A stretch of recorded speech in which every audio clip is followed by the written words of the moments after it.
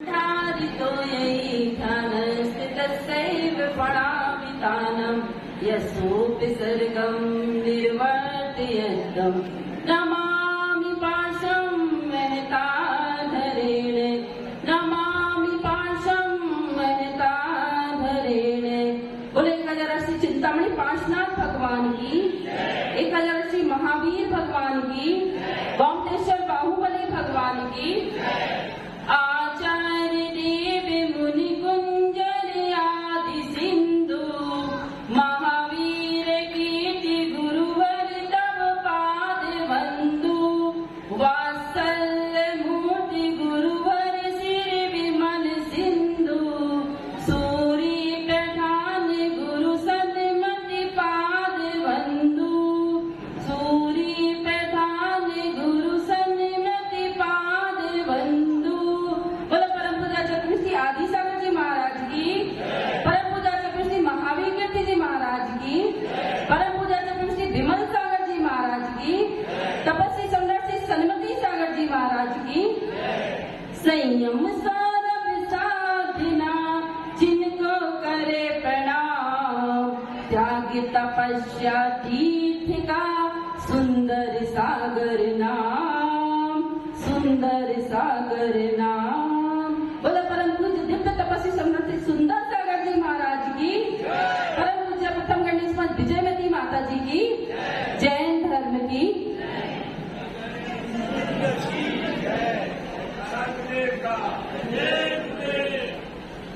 ऐसा लग रहा है कि आचार्य जी का दीक्षा दिवस मनाने के लिए बड़े जोर शोर से तैयारियां चल रही हैं, इसलिए तो किसी को आने की फुर्सत नहीं है। सिर्फ बाहर के लोग ही उपस्थित हैं, वो ही लग रहे हैं, वो ही लोग बैठे हैं। तो आज क्या है? आचार्य जी का दीक्षा दिवस। कौन सा? 28वां। ये 28 अक्षर हमको क्या संदेश दे रहे हैं? ये कह रहे हैं, अभी आप सब लोग कर्म सिद्धांत पढ़ रहे हैं, उसमें 2 प्रकार के कर्म बताए, द्रव्य कर्म और भाव कर्म। तो क्या कह रहे हैं? इन द्रव्य कर्म और भाव कर्म से रहित इनको हमें छोड़ना है। और 8 अक्षर क्या कह रहा है? हमें अष्ट गुणों की प्राप्ति करना है। ये हमको ये 28वां चातुर्मास भी यही संदेश दे रहा है कि हमको सिद्ध पद को प्राप्त करना है। तो कैसे करना है? कर्मों को तो छोड़ना ही पड़ेगा, कर्मों से ही तो हमको छुटकारा पाना ही पड़ेगा, तब हम सिद्ध पद को प्राप्त कर सकेंगे। तो ये चातुर्मास एक धार्मिक नगरी है सागवाड़ा, यहाँ त्रिवेणी का संगम हुआ है। बोलो कैसे हुआ? कि 3 आचार्यों का यहाँ चातुर्मास हो रहा है। बहुत सौभाग्यशाली है सागवाड़ा वाले, बहुत पुण्यशाली है जो इनको 1 नहीं 2 नहीं, एक साथ 3 चातुर्मास कराने का सौभाग्य मिल रहा है। तो कहते हैं कि आपके नगर में साधु का आना आपका भाग्य है, और आपके घर पर साधु का आना परम सौभाग्य है। और गुरु आपको याद करें, ये तो और भी परम सौभाग्य है। लेकिन आप फिर भी ना सुधरे, ये आपका, हम नहीं कह रहे, हमने नहीं कहा आपका दुर्भाग्य। अरे भैया, आप लोग तो बहुत पुण्यशाली हो, एक से बढ़ के एक चातुर्मास यहाँ पर होते रहते हैं, आप लोग करवाते रहते हो। ऐसी ये धर्म नगरी है, लेकिन हमें समय निकालना है। एक शिष्य था, वो विदेश जाना था उसको, वो अपने गुरु के पास गया और उसने कहा, गुरु महाराज, मैं आपका आशीर्वाद लेने आया हूँ, मैं विदेश जा रहा हूँ धन कमाने के लिए। तो गुरु ने कहा कि तुम जहाज से जाओगे, तुमको तैरना आता नहीं है, तुम्हारी नौका भी पुरानी है, तो तुम तैरना सीख लो। उसने कहा, नहीं नहीं, मेरे पास समय नहीं है। तो गुरु ने कहा, सिर्फ 3 दिन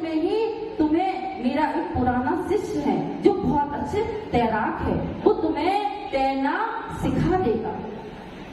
तो कहने लगे कि नहीं गुरु महाराज, मेरे पास कहाँ इतना समय है कि 3 दिन में तो मैं कितने दूर चला जाऊंगा और बहुत सारा धन कमा लूंगा, मेरे पास समय नहीं है। तो गुरु ने कहा अच्छा, आप तो मुझे कोई ऐसी सरल सी तरकीब बता दो जिससे मैं समय भी ना लगे और मैं पार भी हो जाऊं। तो गुरु ने कहा कि अच्छा, तुम 2 खाली पीपे अपने पास हमेशा रखना। उसने कहा ठीक है। उसने 2 खाली पीपे अपने पास रख लिए। अब जब वह बहुत सारा धन कमाकर वापिस लौटने लगा तो समुद्र में क्या आ गया, तूफान आ गया और बहुत तेज नाव उसकी डगमगाने लगी और बहुत वह घबरा गया कि अब क्या करूं। तो उसको अपने गुरु की बात याद आई। उसने कहा कि गुरु ने कहा था कि 2 खाली पीपे रख लेना, और वह दौड़ा। सब लोग सोचने लगे ये तो अपने पीपे लेकर तैर जाएगा, बाकी सब लोग तैरना जानते थे तो और व्यापारी चले गए और वो रह गया। अब जैसे ही वह पीपे के पास गया तो 2 रत्नों से भरे और उसके बगल में पीपे रखे हुए थे और उसने क्या सोचा कौन से पीपे ले, तो उसने रत्नों से भरे हुए पीपे उठा लिए और उसकी क्या हाल हुए। सब लोग समझदार हो, ज्ञानी हो, तो उसने जब भरे पीपे उठाए और वह समुद्र में कूद गया तो क्या हो गया, डूब गया। ऐसे ही हम भी अगर अपनी इच्छाओं से, आकांक्षाओं से, पंचेंद्रिय के विषय भोगों से भरे रहेंगे तो हम भी इस संसार से पार नहीं हो सकते।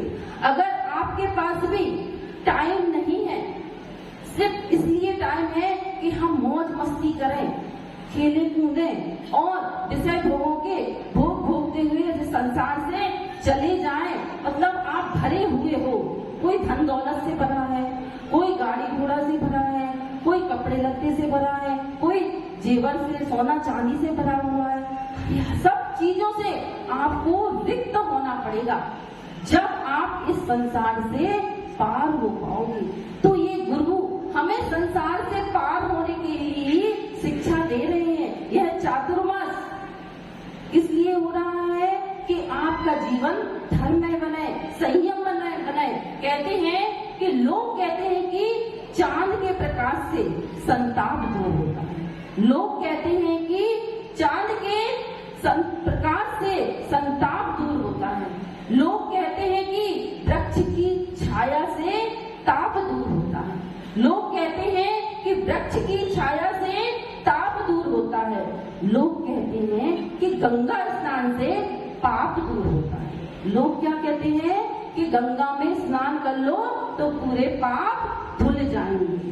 पर बंधुओं, मैं कहती हूँ कि गुरुओं के चातुर्मास से ताप, संताप और पाप तीनों ही दूर होते हैं। लेकिन वो कब दूर होंगे, जब आप गुरु में चरणों में समर्पित होंगे। अगर कहते हैं कि तन समर्पित, मन समर्पित और जो धन मिला समर्पित, हे गुरुवर मेरे श्वास का अंतिम श्वास भी आपके चरणों में समर्पित। ऐसे गुरु के, ऐसे महान गुरु के चरणों में आपको बोनस में 1 नहीं, 4 महीने नहीं, 5 महीने मिले हैं। तो खूब गुरु भक्ति कर लो। और ऐसे सरल स्वभावी गुरु मिले हैं। कहते हैं कि आचार्य आदि सागर महाराज जी ज्ञान की मूर्ति थी। आचार्य आदि सागर महाराज जी ज्ञान की मूर्ति थी और आचार्य महावीर कीर्ति महाराज जी ध्यान की मूर्ति थी और आचार्य विमल सागर महाराज जी काय की मूर्ति थे, सबको पता है, वात्सल्य की मूर्ति थे। और आचार्य तपस्वी सम्राट किसकी मूर्ति थे, तपस्या की मूर्ति थे। लेकिन बंधुओं, आचार्य सुंदर सागर महाराज जी ज्ञान, ध्यान, तप और वात्सल्य की साक्षात मूर्ति है। ये मैंने अपने 17 साल के जीवन में अनुभव किया है।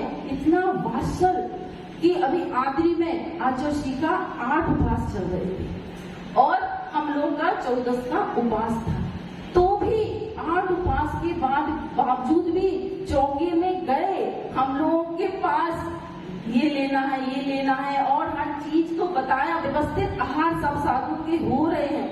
हम लोग विनती कर रहे हैं, आचार्य जी आप जाओ, हम लोग अच्छे से आहार कर लेंगे। नहीं, लेकिन ये गुरु की ममता है, वात्सल है, जो माँ और पिता दोनों का प्यार हम शिष्यों को मिलता है।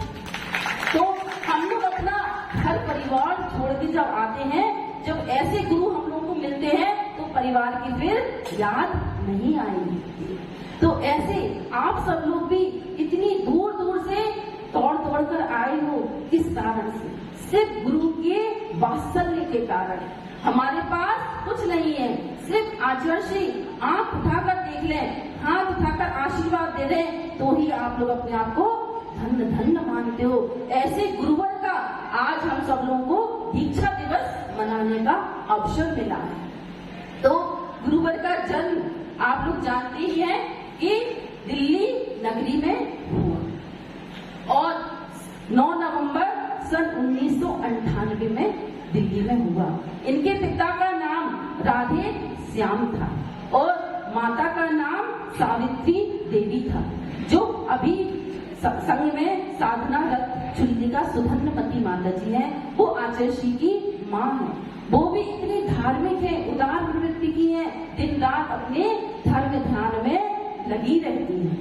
और आचार्य जी ने इतनी छोटी उम्र में, सिर्फ 18 वर्ष की आयु में ही ब्रह्मचर्य व्रत ले लिया और 16 जुलाई सन 1996 में सिकोहाबाद उत्तर प्रदेश में आचार्य जी ने मुनि दीक्षा ली और आचार्य पद 25 जनवरी 2007 को औरंगाबाद में आचार्य सन्मति सागर महाराज जी के कर कमलों से मिला और आचार्य जी के जम्बेश शिखर जी की